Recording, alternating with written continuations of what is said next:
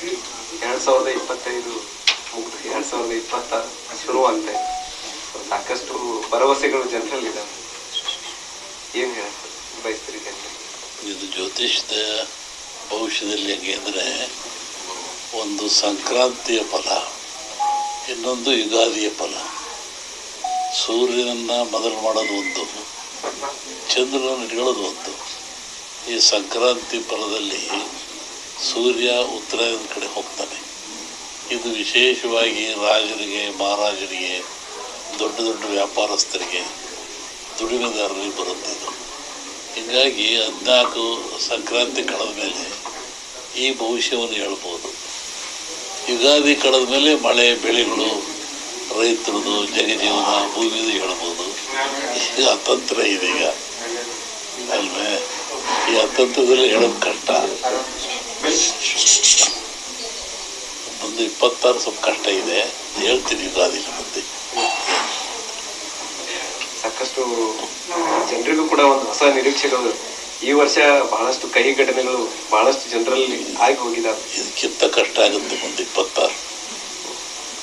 ಏನು 25 ನಡೀತಲ್ಲ, ಇದಕ್ಕಿಂತ ಕಷ್ಟ ಆಗುತ್ತೆ. 8-10% ಜಗತ್ತೇ ಮುಳುಗಿ ಹೋಗೋ ಲಕ್ಷಣ ಇದೆ.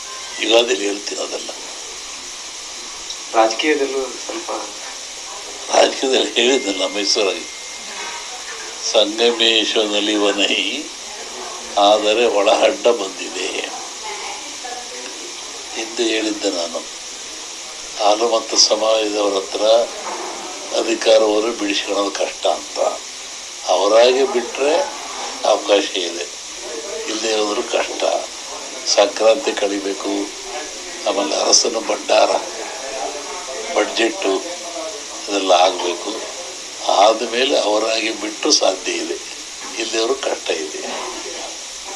ಇಡೀ ದೇಶದ್ದೇ ನೋಡೋದಾದ್ರೆ, ಇಡೀ ದೇಶದ ನೋಡೋದಾದ್ರೆ, ದೇಶದಂದ್ರೆ ಇಡೀ ದೇಶದ್ದೇ ನೋಡೋದಾದ್ರೆ ರಾಜಕೀಯ ಪರಿಸ್ಥಿತಿ ಹೇಗಿರುತ್ತೆ ಅಂತ ಕೇಳ್ತಿದ್ದಾರೆ. ಸೆಂಟ್ರಲ್ಲಿ ಸ್ವಲ್ಪ ಕಷ್ಟ ಆಗುತ್ತೆ. ಇದು ಕೇಳಿದಲ್ಲ, ಅರಸನ ಅರಮನೆಗೆ ಕಾರ್ ಮೋಡ ಕವಿದಿತ್ತು ಅಂತ ಹೇಳಿದ್ದ, ಹೇಳಿಕೆ ಬಂದೆ.